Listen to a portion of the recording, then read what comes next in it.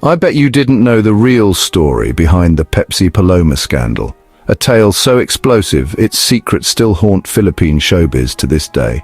Why are there not more people talking about what really happened, and who might be hiding the truth? In the 1980s Philippine showbiz scene, Pepsi Paloma's name was everywhere. Her story, the talk of the town. Then she suddenly vanished from the limelight, leaving behind a trail of questions. As one of the soft drink beauties, her image was splashed across magazine covers and movie posters, a symbol of youthful allure and controversy. But behind the fantasy was Delia Smith, a real teenager thrust into a world of fame, pressure and danger. In 1982, a scandal exploded. Paloma accused 3 TV comedy giants, Vic Sotto, Joey De Leon and Richie d'Orsi, of drugging and raping her. The nation was stunned and the media frenzy was relentless. These were beloved comedians, household names who had never faced such horrifying allegations before. The case became a battle between public adoration and a grim, uncomfortable reality.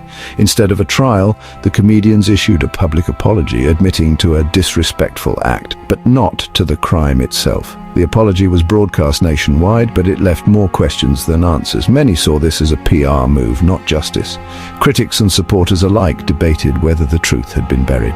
Paloma, pressured into settlement, was left exposed and vulnerable, her reputation forever marked by the scandal. The apology was supposed to end the scandal, but for Paloma it was just the beginning of her nightmare.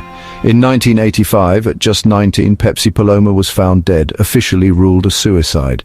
Her life was cut tragically short. The timing and circumstances raised suspicions, fueling rumors that her death was no accident. Was it despair or something darker? Her death left haunting questions. Was she silenced to protect the powerful, or was she a casualty of a ruthless industry? The truth remains elusive, and her story still casts a long, chilling shadow over Philippine showbiz. Decades later, the mystery endures. Was justice ever truly served, or was it just another story swept under the rug? The silence around her case speaks volumes, echoing through the years as a reminder of the price some pay for speaking out. Pepsi Paloma, discovered by talent manager Ray De La Cruz, quickly rose to fame as part of the soft drink beauties, a group that became a sensation in the 1980s. Her transformation from Delia Smith to Pepsi Paloma thrust her into the limelight almost overnight. The soft drink beauties were known for their bold, provocative films, and Pepsi Paloma's image was everywhere. But the fame came with controversy as the roles blurred the line between stardom and exploitation. In 1982, Pepsi Paloma accused 3 well-known TV personalities of rape and acts of lasciviousness. Her allegations shocked the nation and put her at the center of a major scandal. The case drew intense media attention, with headlines dominating tabloids and the entertainment industry thrown into turmoil. Paloma's boldness in speaking out made her both a symbol of courage and a target for scrutiny and threats. The scandal exposed the dangers faced by women in the entertainment industry, especially those who dared to challenge powerful figures. Pepsi Paloma's story remains a stark reminder of the risks and consequences of speaking out against abuse in show business. In 1982, Pepsi Paloma, just 14, accused Vic Sotto, Joey De Leon and Richie d'Orsi of gang rape. The accused were stars of Eat Bulaga, adored by millions. The allegations were shocking, the details harrowing. The media frenzy was immediate. Front-page headlines, endless talk shows, and a nation divided. Many defended the comedians, unable to reconcile their public personas with the crime. Paloma's film roles were weaponized against her. She was slut-shamed and her credibility attacked. The industry that profited from her image now used it to discredit her. She was isolated, fighting not just 3 men, but a powerful media machine. The legal battle was never fair. Her opponents had wealth, influence, and control over the narrative. The case became a war of reputations, not facts. For Paloma, it was a lonely uphill fight. The odds were stacked against her from the start. The scandal exposed deep flaws in how victims are treated. Justice seemed out of reach. The case never went to trial. There was no day in court, no cross-examination, no verdict. The legal process simply stopped before it could even begin. Instead, Vic Sotto and Joey De Leon issued a public apology, carefully worded, never admitting to rape. Their statement was printed in newspapers, broadcast on TV, and discussed in hushed tones across the country. Many saw it as a legal maneuver, not an admission of guilt. The apology seemed more like a strategy to protect reputations than a genuine act of remorse. Behind the scenes, Paloma's manager claimed they were pressured to drop the charges. The pressure was intense and the stakes were high. The message, drop the case or face consequences, was chillingly clear. It was a threat that hung in the air, unspoken but deeply felt. The apology protected the comedians' careers, allowing them to return to the spotlight, but left Paloma exposed and afraid. Her life forever changed. Friends noticed she became withdrawn, living in constant anxiety. The once vibrant young woman now seemed haunted by invisible fears. She reportedly feared for her safety, feeling watched and threatened. Every phone call, every shadow in the night became a source of dread. The apology ended the public scandal, but not her private terror.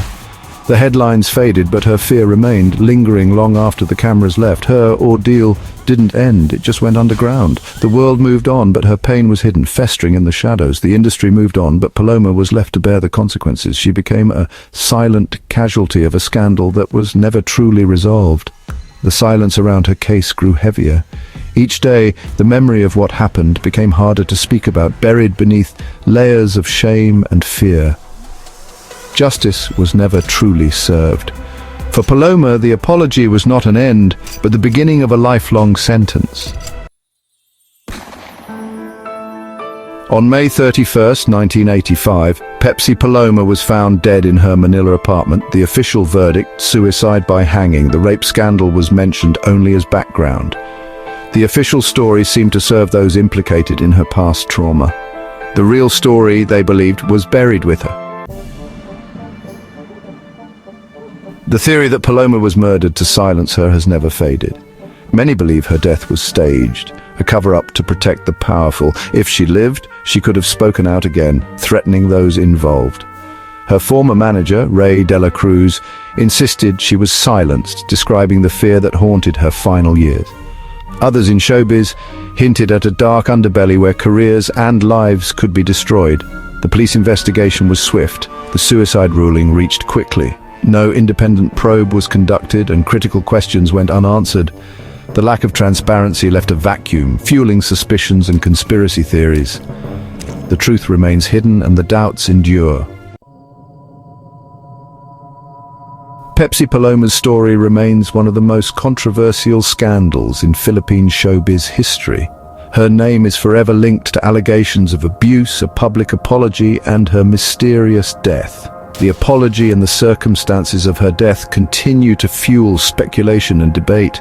The scandal exposed the intense media scrutiny and public attention surrounding her case. To this day, the mystery of Pepsi Paloma's fate endures. Decades later, the core questions of Pepsi Paloma's case remain unanswered. Was her death suicide or murder? The lack of proof keeps the mystery alive.